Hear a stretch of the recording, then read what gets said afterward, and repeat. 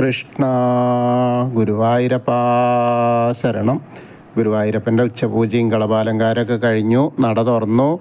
അപ്പോൾ നമുക്ക് ഗുരുവായൂരപ്പനെ കാണാൻ പോണ്ടേ? എല്ലാവരും വരും കേട്ടോ. ഗുരുവായൂരപ്പൻ്റെ ചതുർബാഹുവായ വിഗ്രഹത്തിൽ, ആ പാതാളാഞ്ജന ശിലയിൽ ഉള്ള ആ വിഗ്രഹത്തിൽ ഏത് രൂപത്തിലാണ് ഇന്ന് ഭഗവാൻ ഭക്തരെ കാണാനായിട്ട് നിൽക്കണമെന്നറിയില്ല. ഇപ്പോൾ ചൊവ്വാഴ്ചയാണ്, എന്നാലും വലിയ തിരക്കില്ലെങ്കിലും ചെറുതായിട്ടുള്ള നല്ല തിരക്കുണ്ട്. നമുക്ക് എന്തായാലും പോയിട്ട് തൊഴാനായിട്ട് പോവാം. ആദ്യം തന്നെ കിഴക്കേ നടയിൽ വന്നിട്ട് ആ മഞ്ജുളാലിനെ ഒന്ന് പ്രദക്ഷിണം വെക്കാം. അപ്പോൾ അങ്ങനെ മഞ്ജുള വാരസ്യാരെയും അതേപോലെ ആ വെങ്കല ഗരുഡ ശില്പവും കുചേലൻ്റെ ശില്പമൊക്കെ കണ്ട് തൊഴുത് നേരെ അത്തിമര ഗണപതി ക്ഷേത്രത്തിൽ വന്ന് ഗണേശനോട് സർവ്വവിഘ്നങ്ങളും മാറ്റിത്തരാൻ വേണ്ടി പ്രാർത്ഥിക്കാം. അത് കഴിഞ്ഞ് നാളികേരമൊക്കെ ഉടയ്ക്കണമെങ്കിൽ ഉടയ്ക്കാം. അതിനുശേഷം അങ്ങനെ വന്ന് കാളിയമർദ്ദന രൂപവും കണ്ട് തൊഴുത് നേരെ ഗോപുരവാതിൽ കടന്ന് അകത്തേക്ക് വരാം. അങ്ങനെ അകത്തേക്ക് വരുമ്പോൾ കൊടിമരവും വലിയ ബലിക്കല്ലും ഗജരാജൻ കേശവനെയും അതിൻ്റെ നടുക്കുള്ള 2 കൊമ്പുകളും അതേപോലെ ലക്ഷ്മി ദേവീനെയൊക്കെ കണ്ട് തൊഴുത് നേരെ നമ്മൾ വാതിൽപ്പടി കയറുകയാണ്.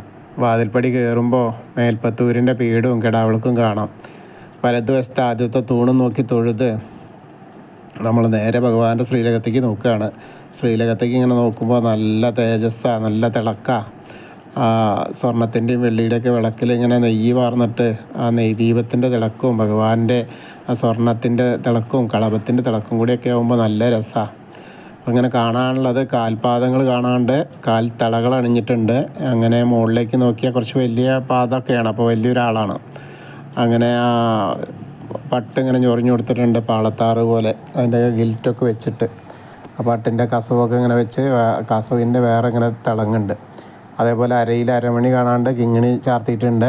പിന്നെ മുകളിലേക്ക് നോക്കിയാൽ ഒരു മാങ്ങാമാല, ഒരു മുല്ലപ്പൂ പൊട്ട് പോലത്തെ മാല, അതേപോലെ ഒരു വളയം പോലത്തെ മാല.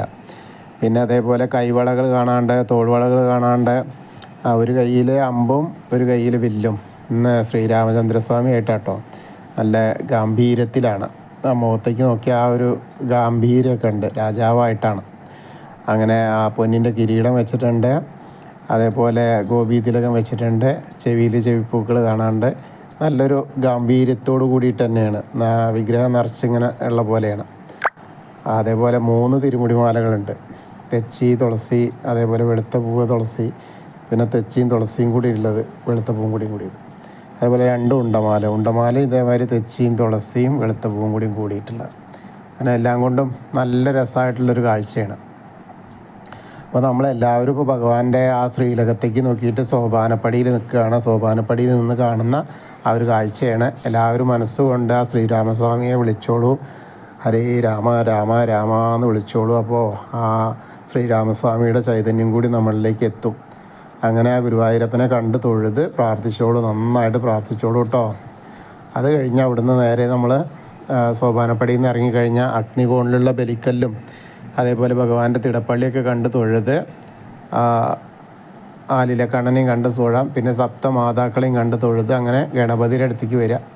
ഗണേശനെ കണ്ട് പ്രാർത്ഥിക്കാം. ഗണേശൻ്റെ അവിടെ വരുമ്പോൾ കുറച്ചൊക്കെ കളഭം ചാർത്തിയിട്ടുണ്ട് മുഖത്തൊക്കെ. പിന്നെ ഒരു കിരീടം വെച്ചിട്ടുണ്ട്. അതേപോലെ പാവുണ്ട് എടുത്തിട്ടുണ്ട്. പിന്നെ കുറച്ച് പുഷ്പങ്ങളുണ്ട്, അർച്ചനപ്പൂക്കൾ. നമുക്ക് പ്രാർത്ഥിക്കാം. ഏകദന്തം മഹാകായം തപ്തകാഞ്ചന സന്നിഭം ലംബോദരം വിശാലാക്ഷം വന്ദേഹം ഗണനായകം. അത് കഴിഞ്ഞ് സരസ്വതി ദേവീനെ കാണുക, പ്രാർത്ഥിക്കുക. സരസ്വതി നമസ്തുഭ്യം വരദേ കാമരൂപിണി വിദ്യാരംഭം കരിഷ്യാമി സിദ്ധിർഭവതു മേ സദാ. പിന്നീട് അവിടുന്ന് അങ്ങനെ വരുമ്പോൾ നേരെ നമ്മൾ ആ കോർണറിലെത്തിയ ചെറിയ ഗണേശനെ കണ്ടു തൊഴാം. പിന്നെ മത്സ്യം, കൂർമ്മ, വരാഹം, നരസിംഹം വരെയുള്ള രൂപങ്ങളൊക്കെ കണ്ടു തൊഴുത് മേൽശാന്തിയുടെ അവിടുന്ന് അർച്ചന പ്രസാദമൊക്കെ വാങ്ങി വാമന രൂപവും ഗജേന്ദ്രമോക്ഷത്തിൻ്റെ രൂപമൊക്കെ കണ്ടു തൊഴാം. പിന്നീട് അങ്ങനെ ഗരുഡാരൂഢനായിരിക്കുന്ന മഹാവിഷ്ണുവിനെയും അനന്തശായിയായ അനന്തപത്മനാഭനെയൊക്കെ കണ്ട് തൊഴുത് നേരെ നമ്മൾ അവിടുന്ന് അങ്ങനെ വന്ന് ശ്രീകോവിലിൻ്റെ പുറകുവശത്ത് വന്ന് സാഷ്ടാംഗം നമസ്കരിക്കുക. നമസ്കാരമൊക്കെ കഴിഞ്ഞ് മുകളിലേക്ക് നോക്കിയിട്ട് ഉഗ്രരൂപിയായ നരസിംഹസ്വാമിയെ കണ്ട് തൊഴുത് പിന്നെ ഭീഷ്മരുടെ ശരശയ്യൊക്കെ കണ്ട് തൊഴാം. പിന്നീട് അങ്ങനെ വന്ന് ഭാർഗവരാമനും ശ്രീരാമചന്ദ്രനും അതേപോലെ തന്നെ ബലരാമനും ശ്രീകൃഷ്ണനെയും ഒക്കെ കണ്ട് തൊഴുത് മുരുകനെയും കണ്ട് തൊഴാം. പിന്നീട് അങ്ങനെ ഹനുമാൻ സ്വാമിയുടെ അടുത്തേക്ക് വരിക. അവിടെ വരുമ്പോൾ കുറച്ച് മാലകളുണ്ട്, കുറച്ച് കുങ്കുമം.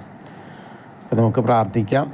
ത്വമസ്മിൻ കാര്യനിര്യാഗേ പ്രമാണം ഹരിസത്തമഹനുമാൻ യജ്ഞമാസ്തായ ദുഃഖക്ഷയകരോഭവ മനോജവം മാരുതതുല്യവേഗം ജിതേന്ദ്രിയം ബുദ്ധിമതാം വരിഷ്ഠം വാദാത്മജം വാനരയൂതമുഖ്യം ശ്രീരാമദൂതം ശിരസാ നമാമി.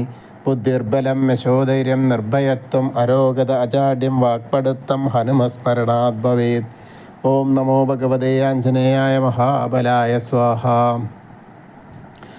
അത് കഴിഞ്ഞ് അവിടുന്ന് രാധാകൃഷ്ണ വിഗ്രഹവും കാളിയമർദ്ദന രൂപവും വെണ്ണക്കണ്ണനെയൊക്കെ കണ്ട് തൊഴുത് ഓവിൻ്റെ അവിടെ ഒന്ന് പ്രാർത്ഥിക്കാം. തൊട്ടടുത്തുള്ള താമരക്കണ്ണനെ കണ്ട് തൊഴാം.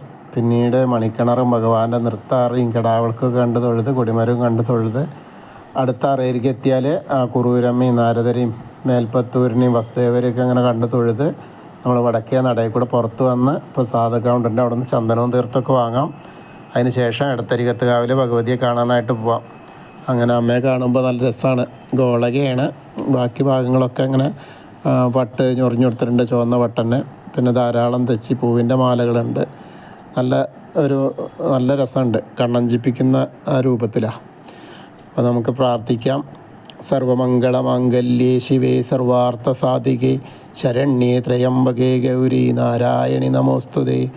അമ്മയെ കണ്ട് തൊഴുത് അവിടുന്ന് വരുമ്പോൾ ആ കോർണറിലെത്തിയാൽ വടക്ക് പടിഞ്ഞാറ് ഭാഗത്തേക്ക് നോക്കി തിരിഞ്ഞു നിന്ന് മമ്മിയൂരപ്പനെ മനസ്സിൽ വിചാരിച്ച് മമ്മിയൂർ പോകുന്ന പോലെ സങ്കല്പിച്ച് നമശിവായ നമശിവായ നമശിവായ എന്നുള്ള പഞ്ചാക്ഷരി മന്ത്രം ജപിക്കുക. അതിനുശേഷം നമ്മൾ കൊടിമരത്തിൻ്റെ അവിടെ വന്ന് വീണ്ടും ഭഗവാന്റെ ശ്രീലകത്തേക്ക് നോക്കി ആ ശ്രീരാമചന്ദ്രസ്വാമിയെ കണ്ട് പ്രാർത്ഥിച്ച് തൊഴാം. പിന്നെ അങ്ങനെ ആ കൂത്തമ്പലത്തിൽ വന്ന കിടാവിളക്ക് കാണാം, അതൊന്ന് തൊഴുത് നമസ്കരിക്കാം. പിന്നീട് അയ്യപ്പസ്വാമിയുടെ അടുത്ത് വരാം, അയ്യപ്പസ്വാമിയെ കണ്ട് പ്രാർത്ഥിക്കാം.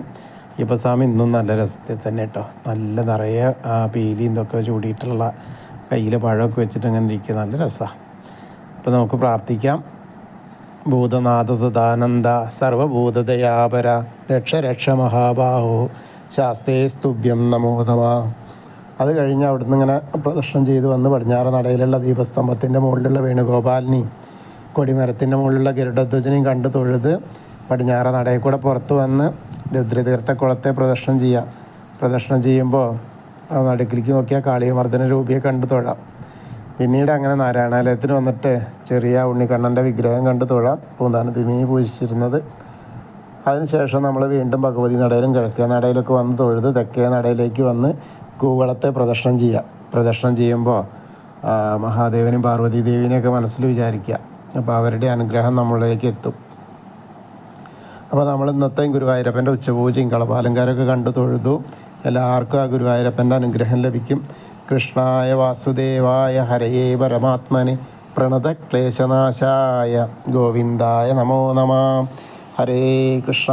ഗുരുവായൂരപ്പ ശരണം.